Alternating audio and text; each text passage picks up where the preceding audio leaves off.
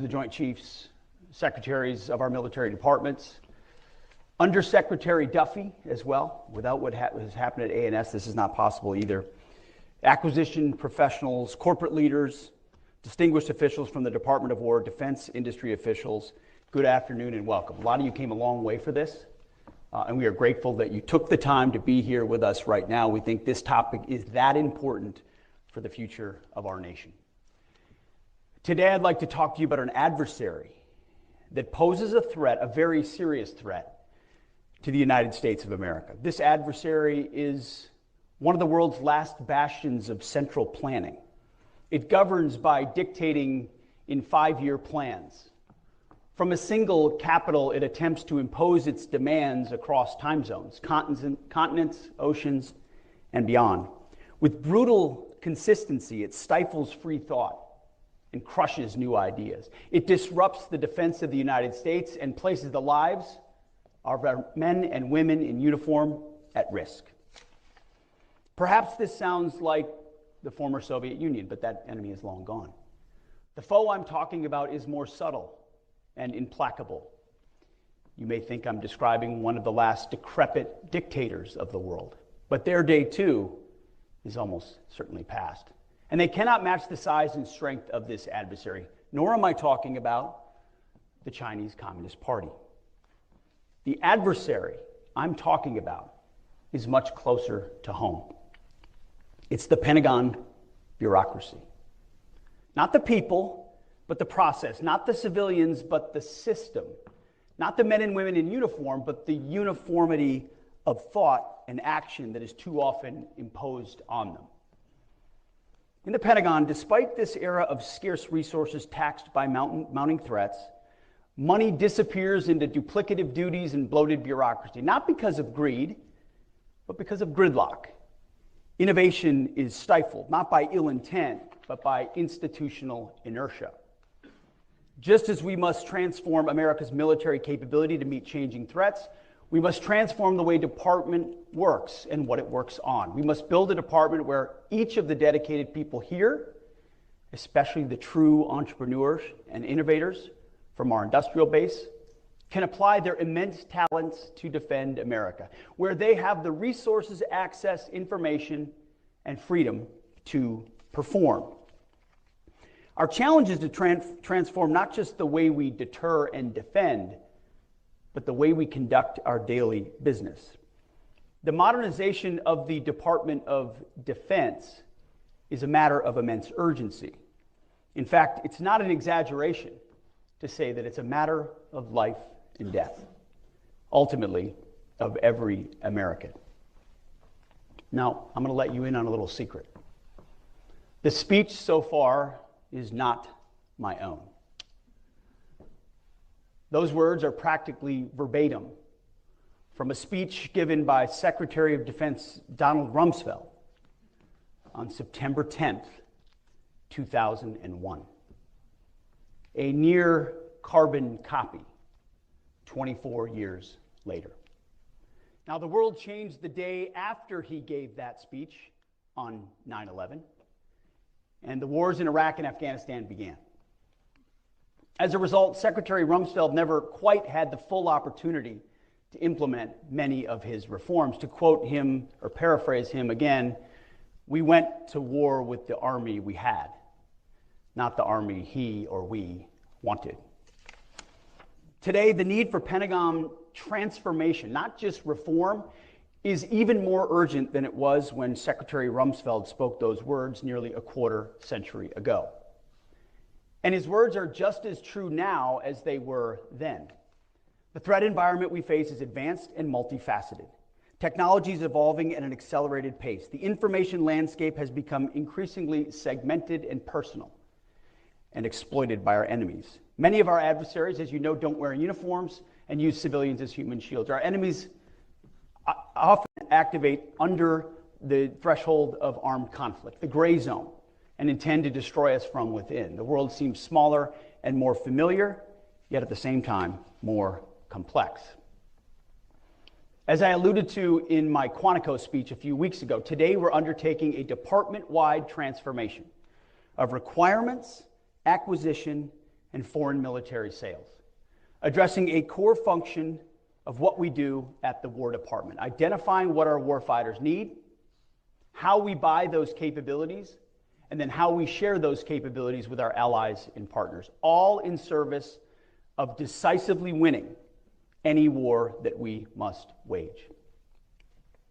For too long, our department has been hampered by a bureaucracy bogged down by burdensome and inefficient processes, paralyzed by impossible risk thresholds, and distracted by agendas that have nothing to do with warfighting. Naturally, such a system gives rise to a certain culture within the organization, and people adapt to that culture in order to thrive within it. The institution shapes the individuals as much as the individuals shape the institution. It becomes mutually reinforcing, and over time, the prevailing pattern becomes more and more entrenched, risk-averse, and immovable, to the point that the whole psychology of the department is stuck in a system in which process, not outcomes, matter the most. Previous administrations have tried and failed to address these issues, seeking to go around the process rather than confront it head on, leaving our military and our industrial base weaker as a result. The department's perverse process has in turn fostered a culture in today's defense industrial base that makes it unlike any other American market, uniquely tailored to the Pentagon in the worst way. Unstable demand signals, uncertain projections, and volatile customer base has caused the defense industry to adopt the same entrenched, risk-averse, and lethargic culture that we have in government. The result, an absence of urgency, a fear of innovation, and a fundamental lack of trust between the military customer and our more limited than it should be, defense industrial base. What's worse, the defense industry financially benefits from our backwards culture. Schedule overruns, huge order backlogs, and too predictable cost increases become the norm. Our military and our taxpayers need a defense industrial base that it can count on to scale with urgency in a crisis, not one that is content to wait for money before taking urgent action. This relates to the whole industrial base, and most importantly to the large primes that we do business with today. These large defense primes need to change to focus on speed and volume and to invest their own capital to get there. If we do that, the Department of War is, of course, big-time supportive of profits. We are capitalists, after all. But if they do not, those big ones will fade away. We've all heard this sort of talk before. Transformation of our acquisition process is a war of attrition, a war that we intend to win. Day by day, week by week, month by month, year by year. I'm telling you, Feinberg and Duffy won't stop. It's been the department's fault for far too long that we're in this predicament. And it will take a focused and sustained effort to succeed, and succeed we must. We will no longer ignore the plank in our own eye. The goal of this speech is not to name and shame people or companies or departments. Many of you have done important and patriotic work for our nation and this department for years. Many for decades. But rather, I wanted the opportunity to look you, my fellow patriots, straight in the eye and tell you how important you are. You will determine whether we deliver for our warfighters. You will determine whether we win our next war. Either you, our companies, our industries, our defense industrial base deliver, or we fail. It is literally life or death. Every dollar squandered on redundancy, bureaucracy, and waste is a dollar that could be used to outfit and supply the warfighter. We must wage an all-out campaign to streamline the Pentagon's process, to unshackle our people from unproductive work, and to shift our resources from the bureaucracy to the battlefield. Our objective is simple. Transform the entire acquisition system to operate on a wartime footing, To rapidly accelerate the fielding of capabilities and focus on results, our objective is to rebuild the arsenal of freedom. American industry and its innovative spirit are begging to be unleashed to solve our most complex and dangerous warfighting problems. We need to get out of our own way, out of your way, and enter into real partnership with you, rather than overprescribe and decelerate your natural progress. In turn, industry needs to perceive business with the Department of War from the perspective of growth and assume risk to partner with the United States. Speed and a focus on outcomes are fundamental to successful deterrence. Our warfighters require the depth of capabilities to deter any aggression and, if necessary, decisively defeat any enemy that dares to challenge America. We're talking here about transformation, not toothless reform, and we're seeking it fast. Now, some will say that any effort to reform the Pentagon bureaucracy is punishment for real or perceived slights. We think that's nonsense. I'm not here to punish, we're here to liberate. I'm not here to reform, but to transform and empower. We mean to save the bureaucracy from itself. Because the chairman and I talk about this all the time. This is a 1939 moment, or hopefully a 1981 moment. A moment of mounting urgency. Enemies gather, threats grow, you feel it, I feel it. If we are going to prevent and avoid war, which is what we all want, we must prepare now. Our adversaries are not sitting idly by, they're moving fast. They're developing and delivering new capabilities at a rate that should be sobering to every American, especially those who work in the Pentagon and in the defense industrial base. Their ambitions and intentions are bold. Their actions speak volumes, and frankly, at times we've been too damn slow to respond. But before we get too far along, when it comes to transformation, let me give some credit where credit is due. President Trump has led on this, issued 4 executive orders directing transformation of defense acquisition, spurring innovation of the defense industrial base in particular, and the entire federal procurement process and foreign military sales in general. That's because the president recognizes one simple fact: America's military is the greatest in the world by far, and we must keep it that way.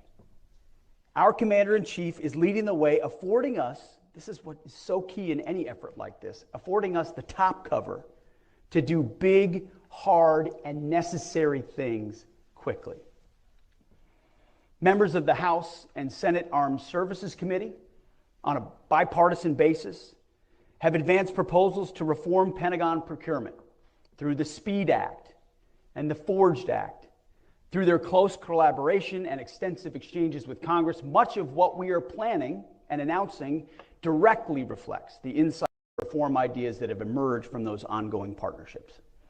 Many of the changes we're implementing today are the direct result of those congressional engagements, and we look forward to continuing this vital collaboration as we transform the department. So I want to thank Chairman Wicker and Chairman Rogers, especially for their leadership on these issues. Together, these executive orders, the congressional reforms, and the efforts by the services and department leadership, many of which are already underway, will enable 5 broad transformations. 1, inspire American industry to become a wartime industrial base that focuses on speed and volume through reliable demand and adaptable business practices for current partners and new entrants alike. 2, unleash the defense, industrial, and government workforces by incentivizing progress over process. 3, bias new acquisition and requirements processes for speed, flexibility, and efficiency. And 4, championing technical excellence and higher risk thresholds to accelerate high performance production.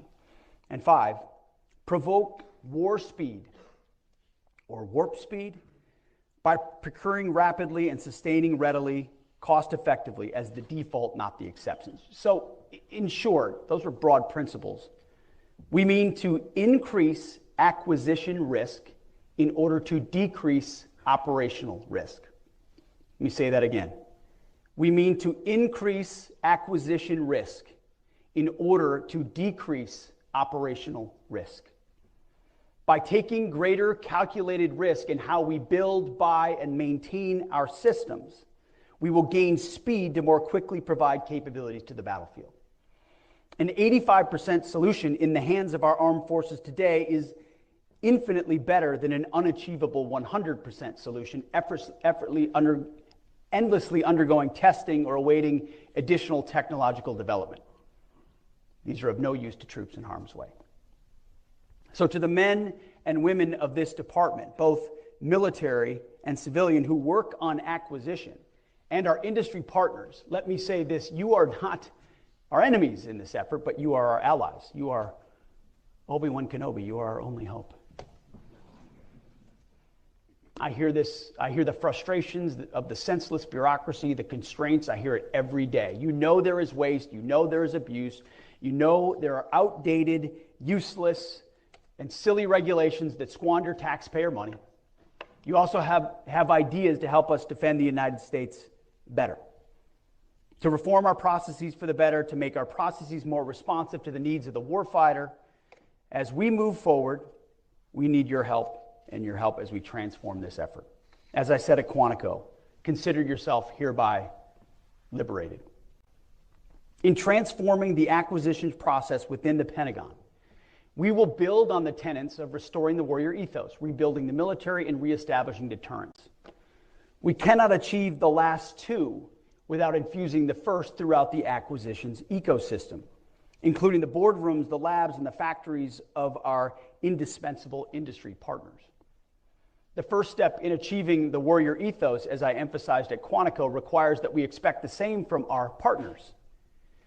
It's imperative that industry focus on hiring and promoting individuals based on merit and not on some garbage ideological standard.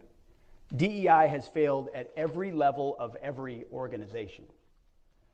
In our system of acquisition, we all serve the men and women in uniform and are accountable to the American taxpayer, but we all have a specific role. The Pentagon establishes expectations and outcomes and accountability.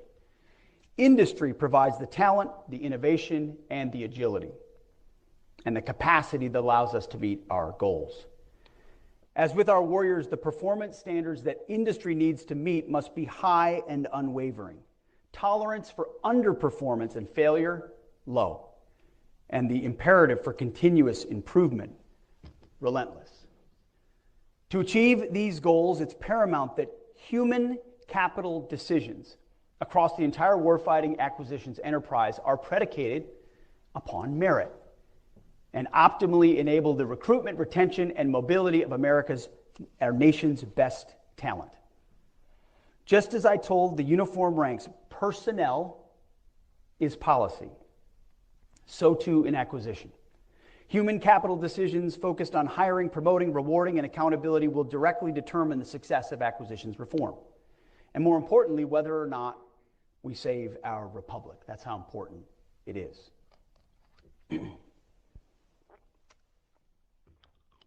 The time for half measures, it's been over for decades, as Secretary Rumsfeld's speech reminds us. We're taking bold and swift action to transform requirements development, overhaul our acquisitions process, and enhance foreign military sales. But we're not just doing this in silos. The development of this transformation has prioritized civil-military collaboration at every step, ensuring both our civilian and military leaders across the services and the joint staff directly contributed to the development of the coordination of this overhaul. This was not OSW sitting in a room thinking up ideas. This was collaborative across the Pentagon with the services and the joint staff to figure out how we can make this happen. This is a team effort at the Pentagon, not a hostile takeover. Here are the 5 overarching transformative pillars that form the foundation on the procurement process. First, we will stabilize demand signals. We will award companies bigger, longer contracts for proven systems. So those companies will be confident in investing more to grow the industrial base that supplies our weapon systems more and faster. Second, we will prioritize the purchase of industry-driven solutions, commercial solutions first, that meet our needs faster, even if that means bids do not meet every requirement. It means that we will be open to buying the 85% solution and iterate together over time to achieve the 100% solution. It also means there will be no non-compliant bids. Third, we will empower our program leaders with the control, expertise, and authority to direct program outcomes, to move money, and quickly adjust the priority of required system performance to deliver on time and under budget. Fourth, we will inject urgency and excellence into the DIB. The Department of War will only do business with industry partners that share our priority of speed and volume above all else, who are willing to surge American manufacturing at the speed of ingenuity to deliver rapidly and reliably for our warfighters. And fifth, regulatory reform. We will remove excessive and burdensome FAR and DFARS rules, reporting requirements, accounting standards, excessive testing oversight, excessively long studies and analysis. Anything that unnecessarily slows down government contracts will be eliminated. So the bottom line is this. These changes will move us from the current prime contractor-dominated system defined by limited competition, vendor lock, cost-plus contracts, stressed budgets, and frustrating protests to a future powered by a dynamic vendor space that accelerates production by combining investment at a commercial pace with the uniquely American ability to scale quickly. Taken together, we will rebuild the defense industrial base into a new arsenal of freedom. What we're doing today marks a new horizon for how we acquire and deliver warfighting capabilities. We are prioritizing speed, flexibility, competition, and calculated risk-taking. We will buy commercial solutions to the maximum extent possible, practicable, and will ensure our systems can produce at scale and relentlessly focus on delivering modern lethal weapons to our warfighters. End of story. To fix this entire process, we need to fix the heart of it all, which is requirements. For decades, our requirements process, under the name, and you know it well, Joint Capabilities Integration Development System, or JCIDS, has become an inefficient bureaucratic system in need of a complete overhaul. Which is why today, at my direction, we are transforming the department's process for joint requirements determination. Re-envisioning the requirements process is a decisive step in rebuilding the nation that once led the world in turning ideas into combat power, thoughts into lethality. I am canceling JCIDS, which moved at the speed of paperwork, not war. To put it plainly, JCIDS became a years-long bureaucratic anchor that dragged us down while our adversaries surged ahead with purpose and precision. JCIDS was focused on defining systems requirements, staffing them through countless oversight boards, and then locking them down, while threats and technologies continued to evolve. To validate requirements documents, JCIDS often took over 300 days. Yes, 300 days to close to one whole year just to approve a single document. By the time it got stamped, and it probably was stamped, the threat had changed and the warfighters' needs had shifted. The process was so complicated that there is a 400-page manual, instruction manual, just to understand it, imposing endless templates and layers for review. JCIDS had dozens of reviewers and sign-offs and hundreds of comments to approve a single document. It's its own ecosystem, most of which added little to no value. We tried to please everyone, so we chased consensus instead of clarity. It became a go-along to get along process. The result? Overspecified requirements that satisfy everyone and serve no one. A process built to serve the process. Our industry partners know the biggest obstacle isn't technology, it's our processes. Requirements are unclear or overly prescriptive and even contradict themselves, like that last sentence. They're either so rigid that they strangle innovation or so vague that nobody knows what done actually looks like. Contractors waste time guessing instead of building. The result, cost overruns, frustration on both sides, and delayed delivery to the warfighter. What industry is asking for is simple: clear, stable problem statements, provided early enough to plan, hire, and train the workforce, and then invest in capital modernization. We rarely engage innovators early, and when we do, the process tries to retrofit their ideas into outdated formats. Existing industry partners who understand the cumbersome process don't even bother to innovate. They know there is no upside to innovation. Rigid standards and archaic templates choke the agility that we need. That's why innovation groups exist, to bypass JSIDs entirely and deliver faster. The lesson is obvious. If we want innovation, and we desperately do, we must build a requirement system that welcomes it instead of smothers it. You can catch a glimpse of where we're moving when it comes to our commitment to acquiring critical munitions and the Golden Dome.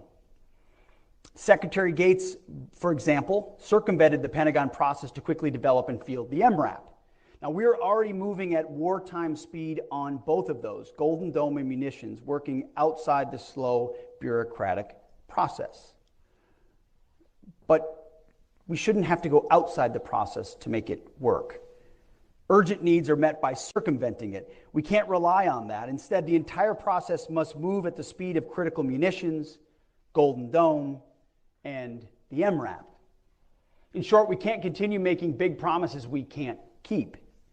The people who define what we need aren't linked to the people who control the money or build the systems. So requirements move forward on paper, but the funding and execution don't follow. By the way, if folks are watching this on Fox, their eyes are rolling over. But everyone in this room understands exactly what I'm talking about. The result: plans without resources, programs without liftoff, and warfighters waving for capabilities that arrive late or never arrive at all. No feedback loop, no shared priorities, and no accountability. Until we connect need, money, and delivery under one roof, we keep producing wish lists instead of weapons. President Trump recognized the reality and challenged our department to adopt a wartime mindset, to confront the bloated and inefficient bureaucracy. And that is why today, at my direction, we are undertaking a series of actions that immediately and fundamentally change how we develop requirements, to get capabilities into the hands of our warfighters at speed. We're ending a system built for paperwork, not mission. JSIDS is dead, and it was slow and bloated and disconnected from reality, and we will do better. I'm directing the Joint Requirements Oversight Council, the JROC, to stop validating service requirements and to kill the paperwork culture that buries ideas before they ever reach the field. In its place, we're building a new model focused on speed, alignment, and action. We're also reorienting the JROC to start identifying and ranking the joint forces' toughest problems, what we call joint operational problems. The problems will drive the priorities for the entire department. That is why today, at my direction, we're standing up 3 new decision forums in place of JSIDS. The first is the Requirements and Resourcing Alignment Board, or RRAB, a new decision forum co-led by the Deputy Secretary of War and the Vice Chairman of the Joint Chiefs of Staff, to tie money directly to those top warfighting priorities. We will ensure the Joint Forces' top problems are funded. We're also creating the Mission Engineering and Integration Activity, or MEIA, to bring the best minds, government, industry, and labs together early to experiment, integrate, iterate, and prototype solutions instead of watching good ideas die at the hands of a worthless process. And to make sure good ideas don't die in the infamous Valley of Death, we're establishing the Joint Acceleration Reserve, or JAR, a funding pool set aside to move promising solutions straight into the fight. Finally, each military service will review and reform its own requirements process, cutting red tape, engaging industry earlier, and aligning internal priorities to the new joint system. So what do we believe this new process will achieve? Speed replaces process, money follows need, joint problems drive action, Experimentation accelerates delivery, and the services move faster and smarter. Take contested logistics, for example. When we fight, our ability to move weapons, supplies, and reinforcements to the front lines and back, it's critical. We can stay in the fight only as long as our logistics sustain us. Our adversaries know this, and they will attack our supply routes, ports, airfields, depots, and information systems in order to disrupt us. We must be able to fight in this contested environment, and these reforms will ensure that we can. We'll start by elevating contested logistics as a key prioritized operational problem. We're going to work side by side with our industry partners to come up with innovative solutions through experimentation and rapid prototyping and ensure that it's properly funded. Logistics will be prioritized, integrated, and delivered quickly and as long as our warfighters need it. See, we're moving from process to purpose and from paper to power projection. And this is not a minor requirements reform, it is a transformation. A change that allows us to outpace our adversaries and restore deterrence. Field capabilities quickly and welcome new entrants. A chance to achieve President Trump's vision of peace through strength. Every leader, every program, and every dollar will face one simple test. Are we delivering real capability to the warfighter faster than we were before? If the answer is no, we will adapt. We will not stop, and we will not back down. That was requirements. On to acquisitions. Hand in hand with requirements is acquisitions transformation, which is why today, at my direction, the Department of War will immediately begin implementing a comprehensive overhaul of our acquisition system. President Trump did not send us here to nibble at the edges. He sent us here to fix it. And that's exactly what we plan to do. As mentioned earlier, President Trump's executive orders direct the department to modernize acquisition for speed, flexibility, and efficiency, to revitalize the defense industrial base and leverage America's commercial innovation, to incentivize our acquisitions workforce, encourage risk-taking, and cut red tape, promoting efficiency and enhancing competition. That is why today, at my direction, the defense acquisition system, as you know it, is dead. It's now the warfighting acquisitions system. And this isn't just a name change, it's a fundamental shift in how we view and practice acquisition. General Omar Bradley once noted that amateurs talk about tactics, but professionals study logistics, and of course he's right. Wars are won and lost not only by warriors on the battlefield, but by acquisition and industry professionals who shape the fight years before it ever takes place. That's all of us and all of you. Acquisition is a warfighting function, and it must enable and encourage continuous adaptation and improvement of our warfighting capability. We need acquisition and industry to be as strong and fast as our warfighters. The warfighting acquisition system will dramatically shorten timelines, improve and expand the defense industrial base, boost competition, and empower acquisition officials to take risks and make trade-offs. We're leaving the old, failed process behind, and will instead embrace a new, agile, and results-oriented approach. What used to take, sometimes when you add it up with requirements, 3 to 8 years, we believe can happen within a year. That old approach had 3 systemic challenges. First, fragmented accountability where no single leader could make trade-offs between speed, performance, and cost. No one's in charge. Second, broken incentives that reward compliance with rules and regulations, ignoring schedule delays and cost overruns, resulting in our warfighters operating with old, unreliable legacy systems. And third, a chaotic requirements, budgeting, and contracting environment that disincentivized industry investment, leading to constrained capacity that cannot surge or adapt quickly without government intervention and, of course, more and more funding. The core principle of the acquisitions transformation we are unveiling today is simple. Place accountable decision makers as close as possible to the program execution, eliminate the layers of bureaucracy that hinder them, and then empower them with the authorities and flexibility to drive timely delivery. Eliminating the layers of bureaucracy mean every program, every process, every board, and every review must justify its existence by demonstrating value in a timely manner of capabilities to the warfighter. Those that are of low or no value will be eliminated so we can continue to accelerate our speed of delivery to the warriors. Here's what you can expect. Today at my direction, we are transforming and reorganizing the existing program executive offices, or PEOs, into portfolio acquisition executives, or PAEs. The acquisition chain of authority will run directly from the program manager to the PAE.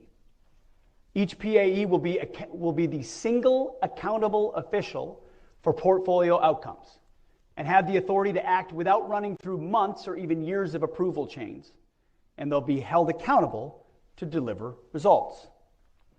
Now, these PAEs will be empowered with the authorities to make decisions on cost, schedule, and performance trade-offs that prioritize time to field and mission outcomes. That means less time identifying what our warfighters need, releasing solicitations to industry, and finalizing contracts to get production running at scale. Our warfighters, as you know, can't wait decades for the tools they need to deter and fight our wars and to win them. The current pace of technological innovation is unprecedented. The services deal with it every day. By the time we field new capabilities, they need to be upgraded and then upgraded repeatedly to maintain edge over our adversaries. And it's not just software that needs regular updating, but the critical components as well. But the time to make those updates in production, let alone putting them in contract, is delaying schedules by years. Everyone in here knows it. Years. And we're done with that status quo. Which is why today, at my direction, the Department of War will issue guidance within the next 180 days for portfolio acquisition executives to implement several game-changing practices. We will establish adaptable test approaches that enable rapid certification, evaluate multi-track acquisition strategies to allow third-party surge manufacturing capacity, maintain a standard to carry at least 2 qualified sources through initial production. And lastly, we will establish module-level competition through modular open systems approach. The Department's Office of Research and Engineering, led by Undersecretary of War Emil Michael, along with Mike Duffy, will issue these revised guidelines. A&S and R&E. No more standing by and talking about the benefits of modular capabilities. We're making this a reality. Portfolio acquisition executives will now have the authority to enact the modular open system approach, a technique that commercial industry has been practicing and using for years. Imagine being able to swap parts or software of a critical munition without needing to, completely redesign the missile. It's common sense, but we're not doing it. Updating our lethal capabilities in real time should be the norm, not waiting years to redesign, produce, and field a platform just to have it just in time for it to undergo another round of updates. Around-the-clock software updates should be a given, just like on your smartphone, to improve performance and critically protect our infrastructure against rapidly evolving cyber threats. It's all about empowering innovation and not stifling it. It's about the defense industry leveraging practices the commercial sector has already perfected, things like computer-aided design, digital processes, building virtual models, and 3D printing.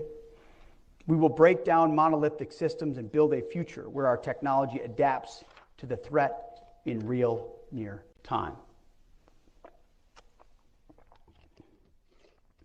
Contracting officers will be embedded within program teams and accountable to program leaders, shoulder to shoulder with our engineers, operators, and warfighters, the ultimate end users, who can provide critical real-world user feedback to the engineers. Contracting officers' performance will be judged not on mindless compliance with thousands of pages of regulations, but on mission outcomes.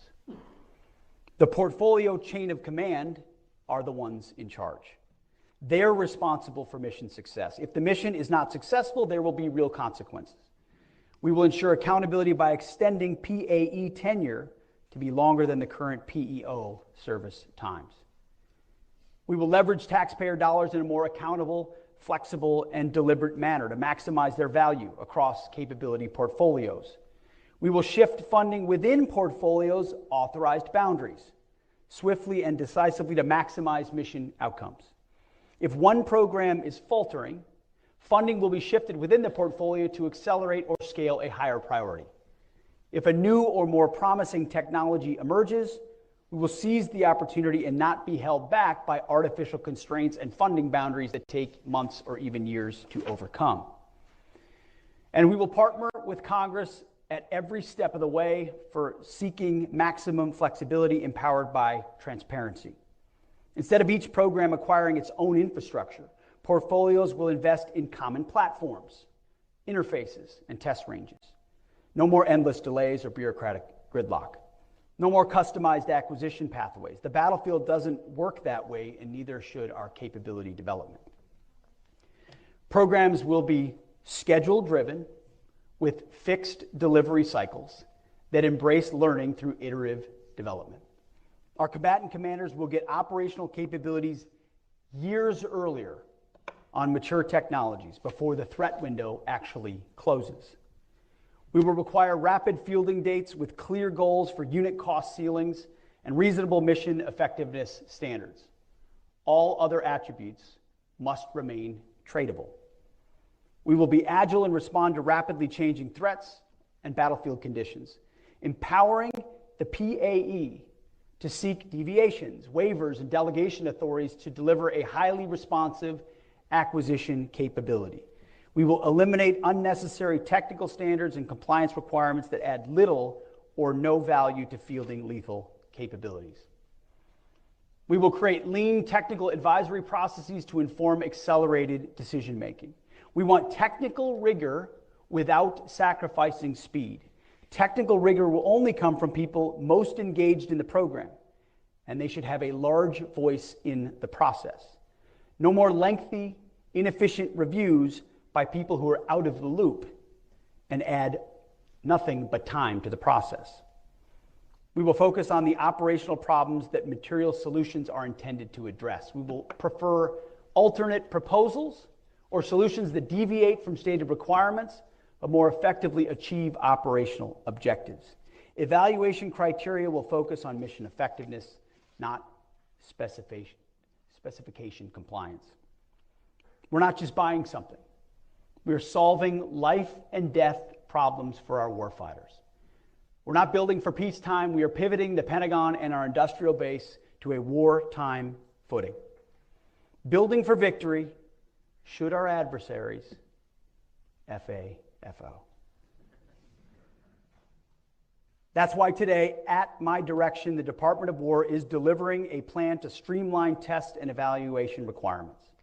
Testing early and often is essential at certain stages of development, but testing for the sake of testing inhibits progress and delays delivery. We will shine a light on performance standards as well, which is why today, at my direction, we are mandating portfolio scorecards with primary performance measures focusing on what truly matters: the time it takes to put weapons in the hands of our men and women who use it if and when necessary. We'll also continue to focus on operational availability and mission capability rates of our current weapon systems. Far too many of our systems are not available to fight right now, as they languish in depots and shipyards for repairs and maintenance, or wait years for parts and the prime contractor to repair the system. We will maximize the number of weapon systems that are available for conflict. The faster we can deliver modern weapon systems, the faster we can retire decades-old legacy systems. We will tailor other measures to each portfolio's specific needs. No hiding, no excuses. Results will be clear and drive improvement, and everyone is responsible for raising opportunities for improvement. Speed and volume will rule. We will foster competition, embrace modularity, and pursue multi-source procurements at every opportunity, moving fast to contract, test, scale, and deploy when a solution is clear. We will strive to maintain at least 2 qualified sources for critical program components. We will minimize getting ourselves into single source situations where contractors have monopoly power over a key warfighting capability. We will enable third-party integration without prime contractor bottlenecks. Success will be measured by the ability of qualified vendors to independently develop, test, and integrate replacement modules at the component level throughout the system life cycle. There's no more complacency and no more monopolies. To make competition easier, we will increase incentives for component level competition. This is about more than optics. It's about delivering better components at lower cost. Multi-track acquisition is the future. Now, I'm not talking about two sources that were bought out by the same prime to give the illusion of choice. I'm talking about meaningful choice, where quality and speed matter and where prices go down. Moreover, today, at my direction, commercial products and offerings will be the default policy. We will enhance the presumption of commerciality. Within 90 days, we will issue guidance that demands a commercial first and alternative proposals policy to enhance flexibility. We will harness more of America's innovative companies to focus their talent and their technologies on our toughest national security problems. We're leaving too much on the cutting room floor. We want them to deliver novel solutions to our warfighters so that we have an overwhelming advantage in future wars. Our goal, as you know, is to never enter a fair fight. The bottom line is we're buying solutions, not specifications. We will evaluate results, not paperwork. If a better solution exists outside the traditional channels, we will find it and we will acquire it.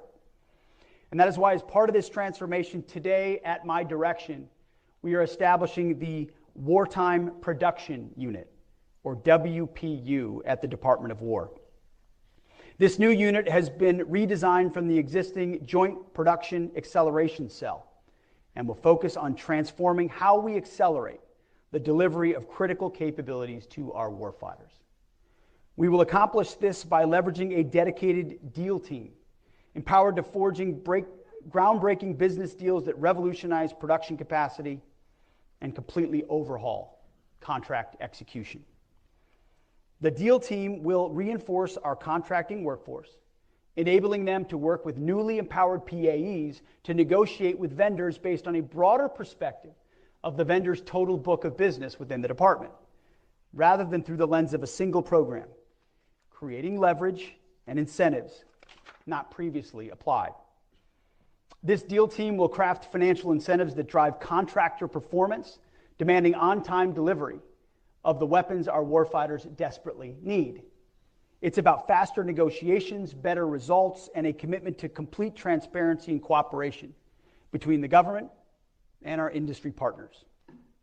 The Wartime Production Unit will manage and execute direct support for our top acquisition production priorities.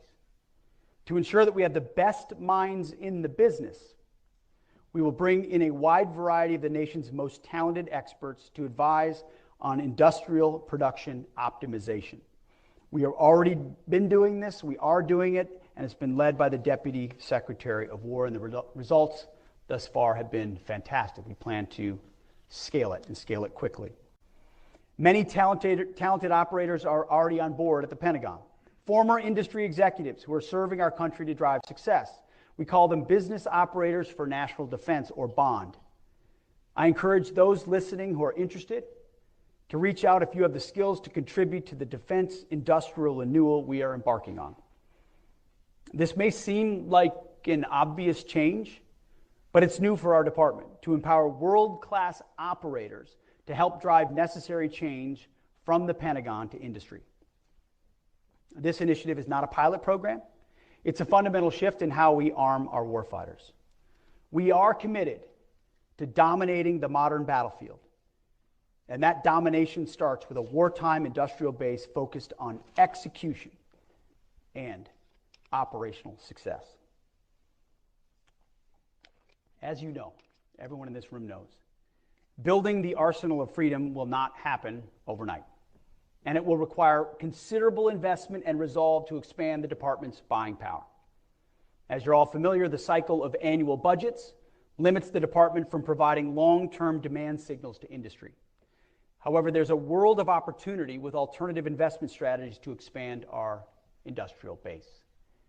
And that is why today, at my direction, the Department of War will publish new guidance to ensure that there are clear incentives for contractors to deliver on time, increase production capacity, and have the demand signal needed to attract private investment. We will encourage and accelerate creative strategies in investment, contracting, and procurement to scale production, expanding the DIB with new entrants and incentivizing companies to spend more of their own capital to revitalize our DIB and supply our warriors. We will drive strategies that create stable, clear, and consistent demand signals for industry to invest and scale production of lethal capabilities. This includes partnering with Congress to secure legislative authorities and appropriations flexibility needed to make the department a more predictable partner for industry, enhanced multi-year procurement authorities, guaranteed purchase orders, and stable funding mechanisms that will be the foundation for unleashing unprecedented private sector investment in defense production capacity. This will build on the great work already done to improve the PPB&E process and how CAPE and Comptroller interact with Congress. We commit to doing our part, but industry also needs to be willing to invest their own dollars to meet the long-term demand signals provided to them. Industry must use capital expenditures to upgrade facilities, upskill their workforce, and expand capacity. If they don't, we are prepared to fully employ and leverage the many authorities provided to the President, which ensure that the department can secure from industry anything and everything that is required to fight and win our nation's wars. Our national security comes first. You, our friends among industry, must realize that we appreciate your need to make a good margin and a profit as capitalists. But you must invest in yourselves rather than saddling taxpayers with every cost. For those who come along with us, this will be a great growth opportunity and you will benefit. To industry not willing to assume risk in order to work with the military, we may have to wish you well in your future endeavors, which would probably be outside the Pentagon. We're going to make defense contracting competitive again, and those who are too comfortable with the status quo to compete are not going to be welcome. To the majority of American industry who enjoy steady demand signals, to the major manufacturers who have built our country and our incredible, exquisite systems, to those of you who are not in this room today because you don't currently do business with the Pentagon, the Department of War wants any and all of you to be a part of our industrial base. We want all comers who are prepared to go at wartime speed. We're committed to being better customers, and this acquisition transformation demonstrates our commitment. The Deputy Secretary of War has already reached out to many of you to gauge your interest. I've talked to a lot of folks. We've never had a deputy like this man who has the business background and experience that he has, and we're leveraging the hell out of it. On behalf of the department and our country, I encourage you to answer his call when it comes. None of this transformative effort would be possible without a massive culture change amongst our acquisitions workforce. The Defense Acquisition University is obsolete. It must become an incubator of acquisition excellence and urgency. That is why today, at my direction, we're immediately transforming it into a competency-based educational institution named the Warfighting Acquisition University.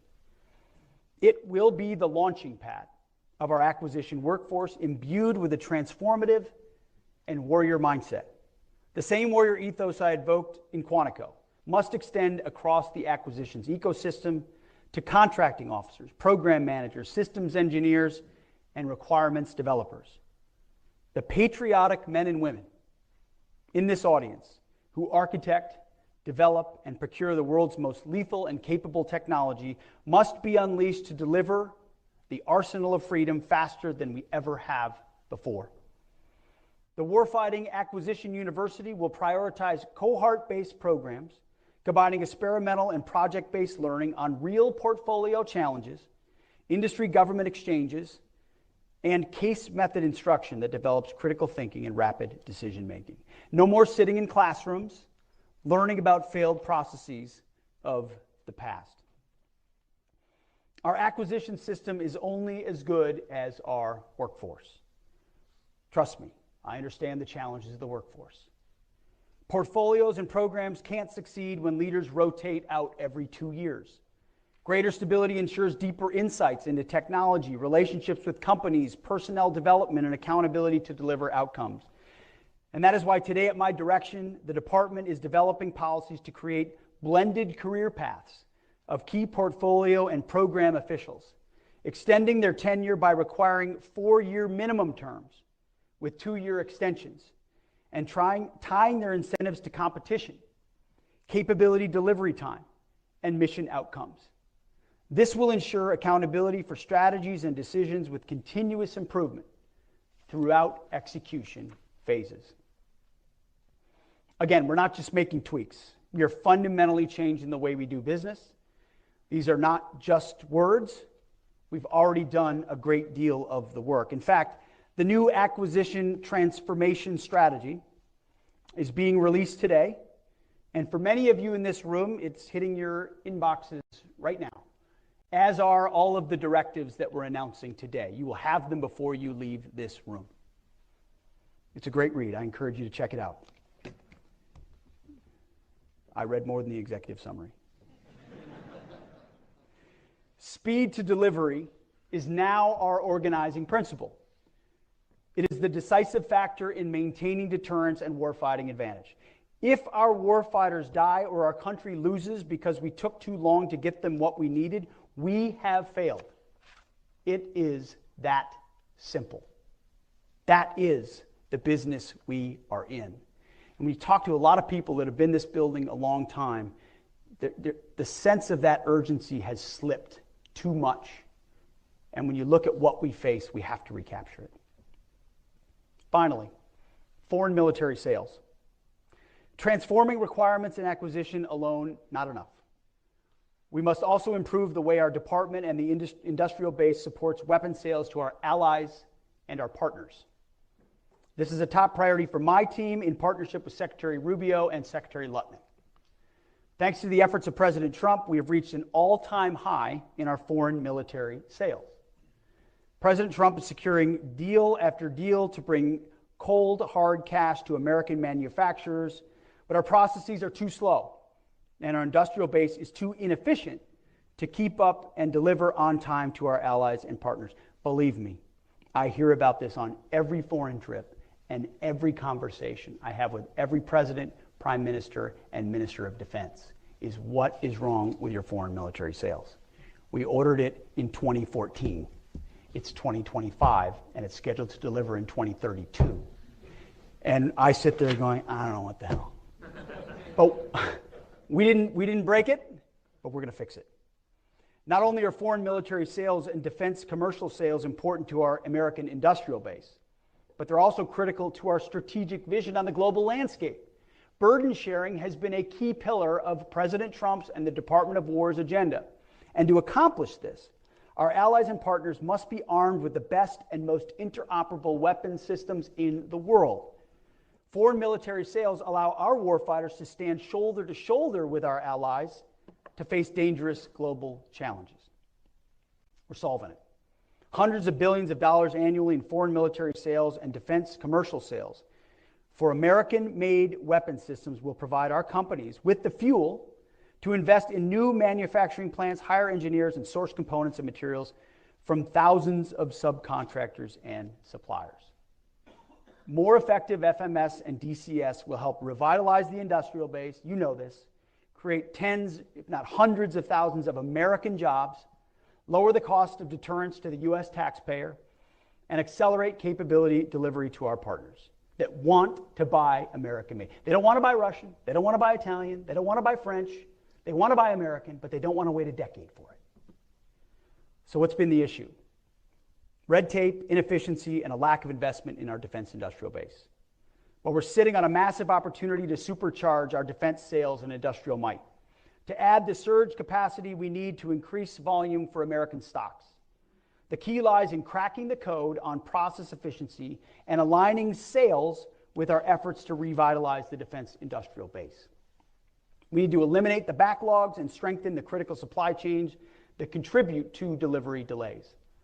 When we promise to supply our partners with critical capabilities, we must deliver on time every time. Our success ensures their ability to fight and win, and we can and must do better. We're taking decisive action to resolve it. We've worked to bake exportability into the acquisition lifecycle from the very beginning, and we're investing heavily in making that a reality. We're modernizing our IT systems and establishing clear performance metrics to track progress and identify bottlenecks. At the operational level, some of our combatant commands, I've seen it firsthand, have similarly begun moving out to remove FMS process inefficiencies at the tip of the spear in theater.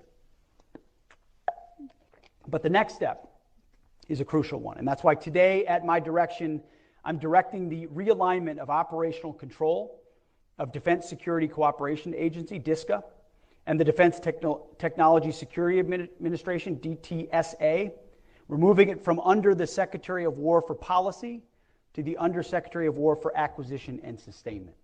So from policy to A&S. Now you might ask yourself, how does an internal Department of War shift in reporting structures make any difference? It makes a huge difference. In delivering defense articles and services to our allies and partners, it's a complex process, and success demands a unified approach across the entire acquisition lifecycle. From the first dollars invested in research and development, all the way through maintenance and delivery of spare parts. When a foreign partner or ally needs to acquire a new capability from the United States, we need to ensure that the department's own processes are efficient, effective, and primed to rapidly review those capabilities for transfer or place them on contract and then delivered as quickly as possible without impeding deliveries to the U.S. warfighter. By planning against a total aggregated picture of global demand against our industrial might, we can achieve breakthrough results, rapidly equipping our allies, bolstering global stability, and projecting American strength. That's exactly what this realignment gets after. By aligning DSCA and DTSA under A&S, we provide leadership focus and establish clear lines of accountability. We're better integrating FMS with our warfighter acquisition system and our defense industrial base activities. What you get is stronger cohesion of our acquisition, security cooperation, and technology security enterprise. U.S. operational and industrial readiness are maximized, and interoperability with allies is increased. And if it's done well, continued year over year, growth in sales of American-made systems will skyrocket. You should all love that. Starting today, we will now manage our defense sales enterprise with a single integrated vision from initial planning to contract execution to delivery. I mean, it was staggering when we tried to get our arms around just one particular system and who we were giving it to, how many we were giving it to them, and when we were giving it to them. It was a multi-week exercise just to understand that system. It was not a complex system. That system, who it was going to, how long it would take, how it traded off of ours, we had no idea. So half of this is just totally understanding that process top to bottom. At the end of the day, unifying defense sales under a single roof in the Defense Department of War ensures that we aren't making promises that we can't keep, and that our allies receive the capabilities they need when they need them. But this is just the beginning of transforming our approach to defense sales. There's much more to come in the months ahead, because this is about more than selling weapons. It's about building partnerships, strengthening our industrial base, and ensuring that American-made military equipment remains the gold standard for defense around the world. We believe that what we've announced today is a total transformation of how we do business at the War Department. Not simple reform, but a fundamental shift in how the War Department operates. This transformation is, as I stated earlier, a war of bureaucratic attrition, and it is one that we intend to win. This is not a speech. This is not a fire and forget. This is the beginning of an unrelenting onslaught to change the way we do business, and to change the way the bureaucracy responds. We will not relent, and we probably won't sleep, because we believe it's that important for our warfighters in the field. We're moving away from a culture of bureaucracy and risk aversion and embracing a culture of agility, innovation, and results. We will revitalize our defense industrial base by changing how we do business with our current defense contractors, fostering competition, and embracing commercial solutions. By the way, some of our services have already done great work in these spaces. So this is not to say there hasn't been a running start with some of our services on this, and I want to acknowledge that. This is building on top of that, frankly, taking some of those lessons learned and accelerating them into what we're doing department-wide. We will reform our requirements process to ensure that our warfighters get the capabilities they need when they need them, and they're not bogged down by bureaucratic delays. We'll modernize our acquisitions process to shorten timelines, send consistent demand signals, and empower our acquisitions officials to make swift, informed decisions. Not handcuffed by the process, accountability to make decisions. Slashing the barriers to entry for companies in the defense industrial base to encourage rapid innovation, competition, and expansion. And we're slashing the barriers to innovation for companies already in the DIB to empower them to grow within the Pentagon. We're making it easier to do business, not just for defense contractors, but for commercial companies.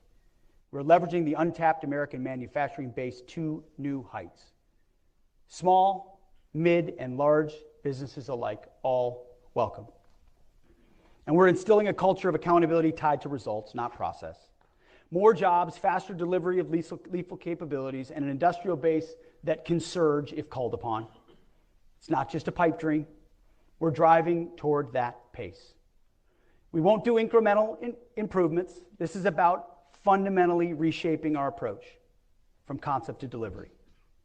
We're injecting speed and agility into every facet, ensuring that we can outpace our adversaries and maintain our technological edge in places like AI, cyber, and space.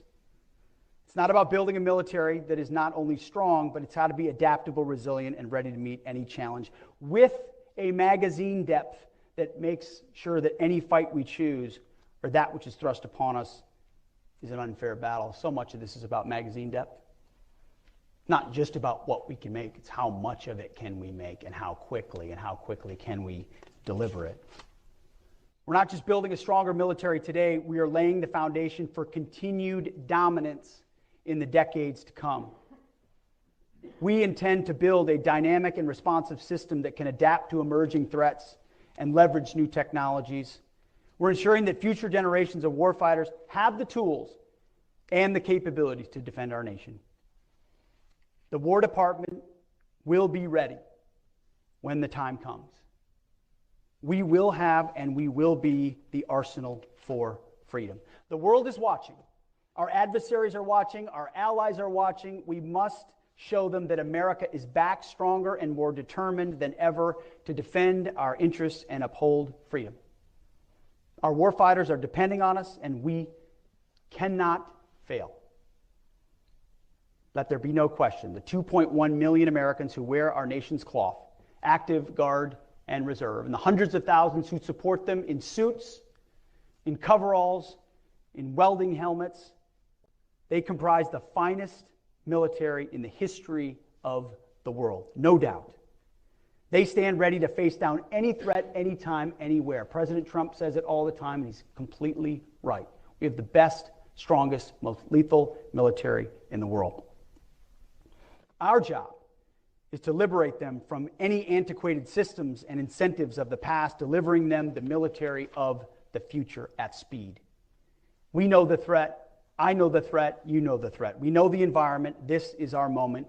May we leave here with a renewed sense of purpose and a shared commitment to action, because you're definitely leaving with a full inbox. If we must, we will go to war with the military and equipment we have, and we will win. We have the best and the strongest. But today, let's build on the vision of what Secretary Rumsfeld aspired to in his September 10th, 2001 speech. Building the military we want and the military we need. the arsenal of freedom.